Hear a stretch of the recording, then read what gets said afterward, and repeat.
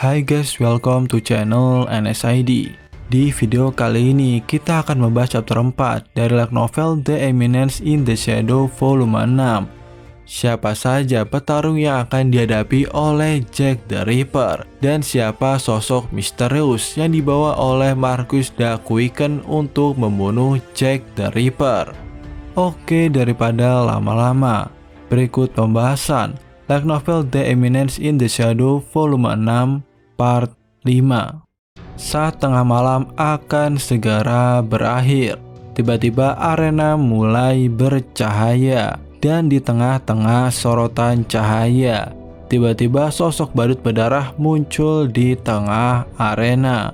Melihat kehadiran Jack the Ripper di arena, Count Oslo-White langsung menyambut kedatangannya. Dia juga memberitahu bahwa Jack the Ripper telah masuk dalam jebakan yang telah mereka siapkan. Jadi Jack the Ripper tidak akan bisa melarikan diri dari arena tersebut. Kemudian Count Oslo-White menawarkan permainan pada Jack the Ripper, di mana Jack the Ripper diminta untuk mengalahkan semua petarung yang telah mereka siapkan. Jika Jack the Ripper berhasil mengalahkan mereka semua, maka palang sihir di arena akan dilepas dan memberinya kesempatan untuk membunuh bangsawan Neckblades yang ada di kursi penonton saat ini. Saat pertandingan pertama dimulai, pintu arena pun terbuka dan seorang muncul di hadapan penonton. Dia adalah prajurit gladiator bernama Spartan, seorang ksatria yang tak terkalahkan dalam 200 pertempuran di Colosseum. Kemudian Spartan mendekat perlahan sambil menatap Jack the Ripper dengan pose siap bertarung. Dengan begitu, aba-aba pertandingan pun telah dimulai. Spartan langsung mainkan pedang besarnya dengan kekuatan penuh ke arah Jack the Ripper. Meskipun serangannya tampak meleset, Jack the Ripper sebenarnya hanya menggeser posisinya sedikit saja dari arah serangan lawannya.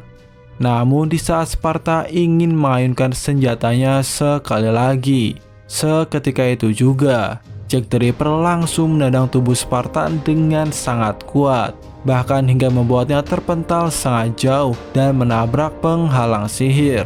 Seketika itu Spartan mati terbunuh dan darahnya berceceran di sekitar arena pertarungan. Dengan begitu ronde pertama dimenangkan oleh Jack the Ripper. Melihat kejadian itu, Count Oslo-White beserta bangsawan Neckblades terkejut. Mereka bingung bagaimana Spartan dengan begitu cepat terbunuh hanya dengan sekali serang saja. Kemudian Count Oslo-White mengubah daftar petarung dan menggantinya dengan prajurit yang lebih kuat. Setelah itu, 3 ksatria sihir muncul di tengah arena. Mereka adalah kapten dari kelompok prajurit bayaran legendaris bernama Serigala Putih, dan mereka merupakan pejuang tangguh yang terkenal selama Perang Saudara Belgalta, dan mantan bos mereka adalah Dom Ketsuhat. Ketika pertandingan kedua dimulai, mereka bertiga langsung menyebar untuk mengepung Jack the Ripper. Tiba-tiba Jack the Ripper melangkah maju. Namun reaksi prajurit Serigala Putih begitu berlebihan, dan dalam sekejap mereka langsung melompat ke tepi arena dan senjata yang mereka pegang tiba-tiba bergetar, seolah menunjukkan rasa takut yang sangat luar biasa. Rasa takut itu seakan membuat prajurit Serigala Putih melihat kematian di depan mata mereka. Kemudian satu persatu dari mereka mulai menurunkan senjata. Salah satu dari mereka berteriak dan mengatakan jika mereka menyerah untuk pertandingan kali ini. Mereka beralasan tidak sanggup untuk meneruskan pertandingan dan mereka sebagai prajurit tidak ingin mati terbunuh. Dengan kata-kata itu, para kapten Serigala Putih berbalik dan meninggalkan arena. Sementara Jack the Ripper hanya tersenyum kecil di balik topengnya. Mendengar hal itu, Count Oslo-White marah dan kecewa. Dia memastikan akan memberikan balasan kepada Kapten Serigala Putih karena telah mempermalukannya. Jadi dia meminta kepada kepala pelayan untuk tidak membiarkan mereka kabur begitu saja. Sementara itu, Count Butler terlihat sangat ketakutan. Jadi Count Oslowet bertanya, apakah Count Butler kurang sehat? Count Butler kemudian mengusulkan untuk menggunakan semua kekuatan terbaik untuk mengalahkan Jack the Ripper. Mendengar hal itu, Count Oslowet menerima saran tersebut dan mengusulkan kesatria hebat dari Begalta untuk pertandingan selanjutnya. Namun kabar buruk datang dari kepala pelayan bahwa kesatria tersebut telah pergi sambil memberikan alasan jika dia memiliki firasat buruk. Count Oslowet memutuskan untuk memanggil Evil Soul dan legenda dari petarung kota tanpa hukum. Dan dengan begitu, Evil Soul dan legenda kota tanpa hukum muncul di tengah arena.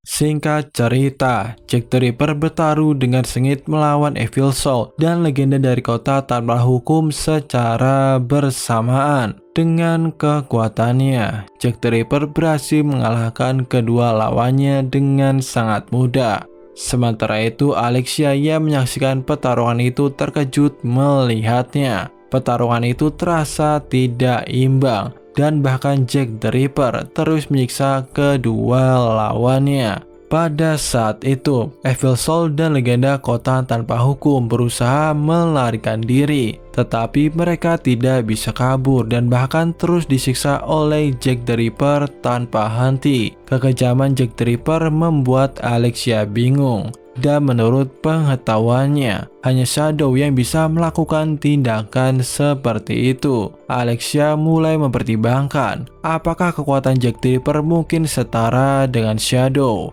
Meskipun sulit dipercaya, aura Jack the Ripper agak mirip dengan Shadow. Namun gaya bertarung dan kualitas kekuatan sihirnya berbeda dengan Shadow. Dewi Perang pernah mengatakan bahwa pergerakan orang kuat pada dasarnya serupa. Tetapi Alexia merasa bahwa ada perbedaan yang mencolok. Kemudian Krishna berbisik kepada Alexia sambil bertanya mengenai rencana mereka selanjutnya. Alexia pun menjawab jika mereka perlu menunggu waktu yang tepat untuk menjalankan rencana mereka. Meskipun perhatian semua orang tertuju pada Jack the Ripper, dia yakin akan lebih mudah untuk bergerak nanti setelah semuanya selesai. Kemudian Christina bertanya bagaimana Alexia melihat Jack the Ripper. Alexia pun menjawab bahwa dia berada di tingkatan yang berbeda. Sementara itu, di sisi lain, para bangsawan Neckblades hanya bisa terkejut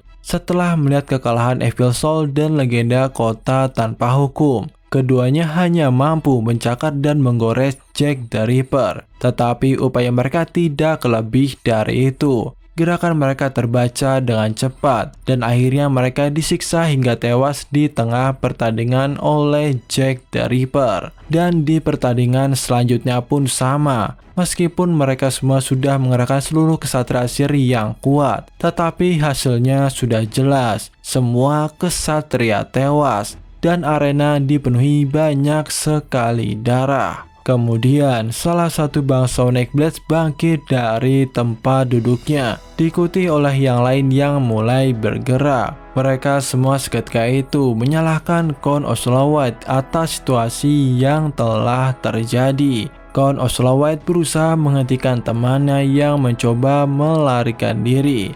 Namun pada saat itu, terdengar suara yang meminta mereka untuk tetap tinggal di tempat. Ternyata suara itu berasal dari Marquis the Quicken yang baru saja muncul dari tempat penonton. Kemudian Marquis the Quicken memberitahu bahwa dia telah membawa bantuan dari kultus Diablos. Kemudian Marquis the Quicken menunjuk ke tengah arena yang memperlihatkan sosok misterius yang memakai jubah gelap. Marquis the Quicken memperkenalkan sosok misterius tersebut sebagai subjek eksperimen 227 Milia yang merupakan hasil perpaduan teknologi dari faksi Fenrir dan Loki. Milia adalah eksperimen Fenrir yang dihancurkan oleh Shadow Garden. tetapi berhasil diregenerasi oleh para peneliti faksiologi. Kini ia menjadi senjata manusia terkuat yang pernah ada, dengan kekuatan 10 kali lipat dari sebelumnya.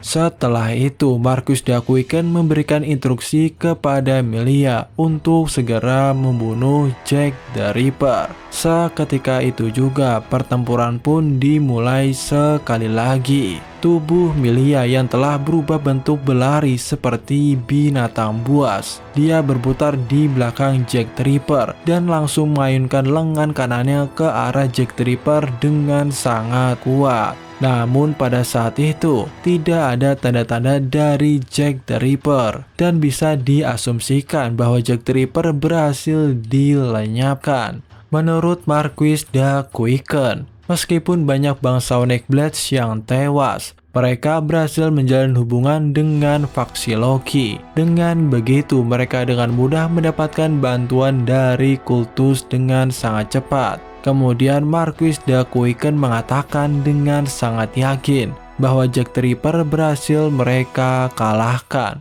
Namun di saat para bangsawan merayakan kemenangan mereka, tiba-tiba mereka disambut oleh tepuk tangan misterius. Di samping itu juga, Count Butler dengan wajah ketakutan menunjuk ke sebuah kursi yang sebelumnya terlihat kosong. Marcus Dakuiken bertanya kepada Count Butler apa yang sebenarnya telah terjadi. Count Butler menunjuk ke kursi kosong beberapa kali, dan sebelum mereka menyadarinya, Jack the Ripper telah duduk di sana. Seketika itu, bangsa Neckblades dengan cepat menjauh dari Jack the Ripper. Pada saat itu, Count Oslo-White bertanya-tanya mengapa Jack the Ripper bisa ada di sana. Bagaimanapun juga, seharusnya ada penghalang sihir yang mencegahnya bisa masuk ke tempat mereka saat ini. Kemudian Jack the Ripper berhenti bertepuk tangan dan berdiri dengan 7 kartu spade di tangannya. Saat itu suasana menjadi semakin menyeramkan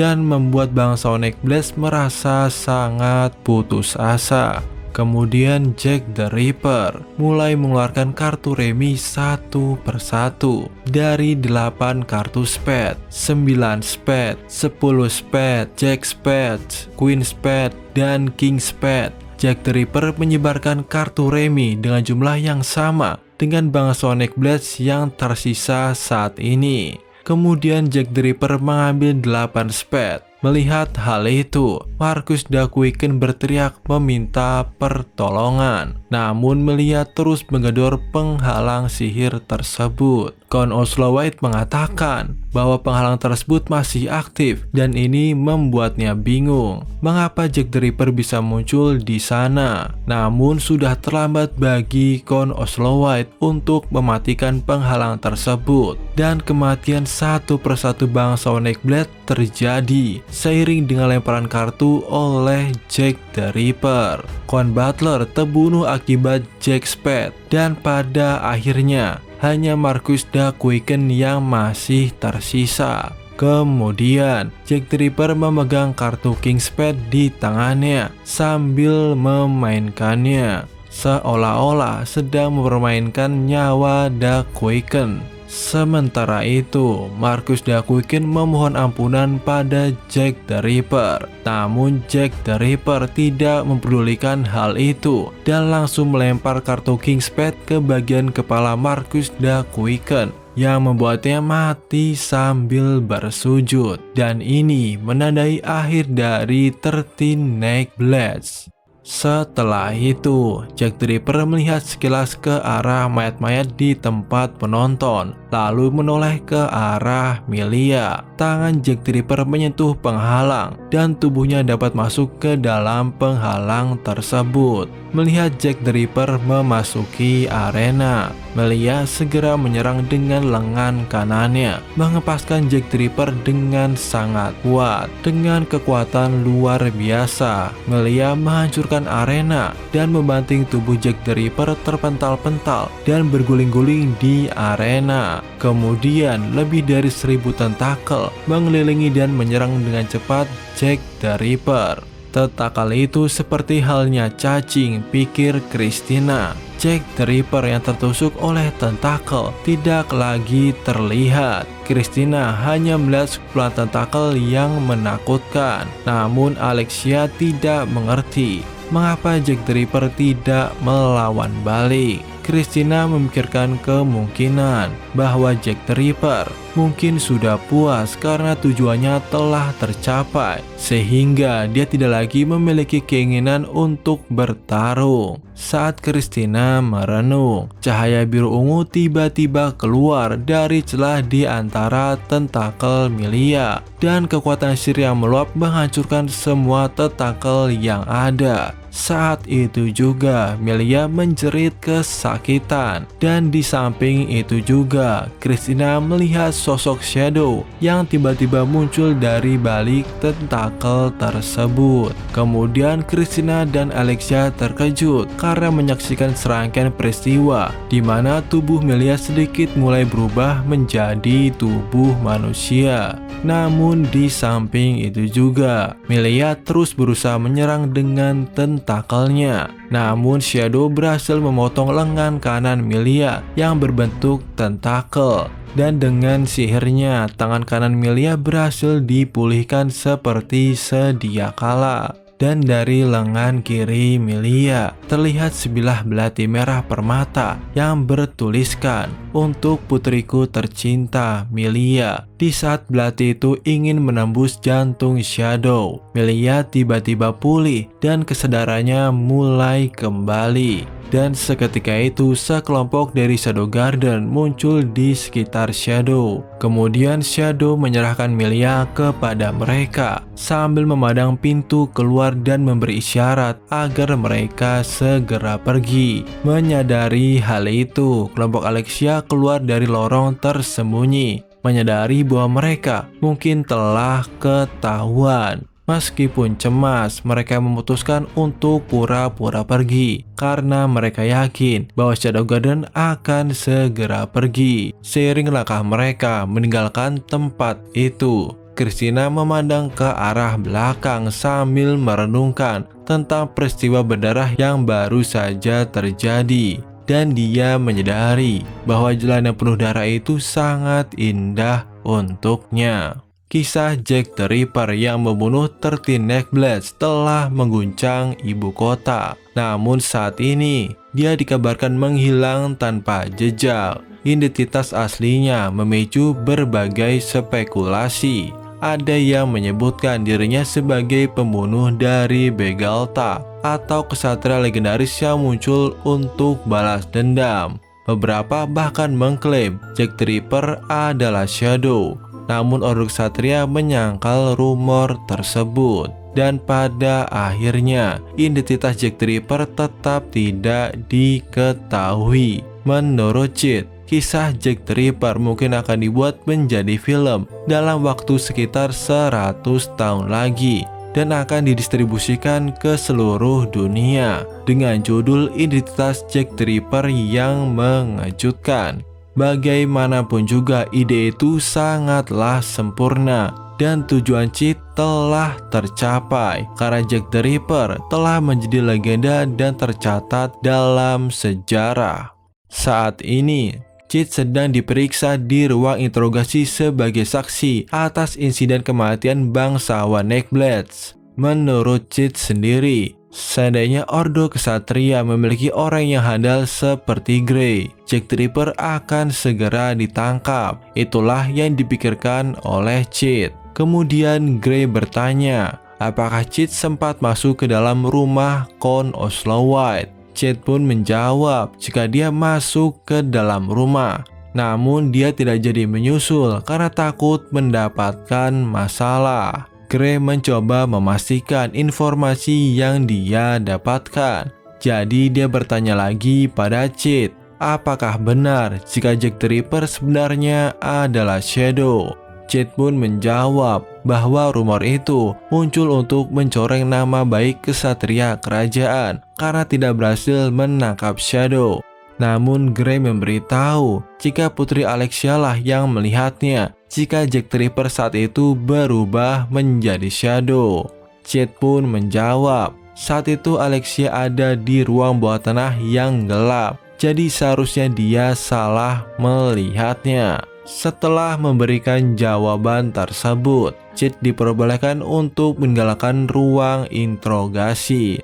Saat itu Gray juga berterima kasih pada Chit karena telah memberikan sejumlah informasi untuknya. Kemudian Chit pun membungkuk kepada Gray dan meninggalkan ruangannya. Menurut Chit sendiri, Gray payah dalam menyimpulkan petunjuk yang ada, dan bagaimanapun juga Gray sebagai kesatria memiliki kemampuan yang tidaklah buruk, dan lebih baik dia berlatih berpedang daripada bertugas sebagai detektif. Di saat Chit ingin menuju ruang tamu, tiba-tiba di koridor dia bertemu dengan seorang pria tinggi dengan mata yang sipit. Chit mencoba untuk berhenti sambil memperhatikan pria tersebut. Namun pria tersebut membalas dengan memberi senyuman. Melihat hal itu, Chit pun melanjutkan untuk pergi ke ruang tamu.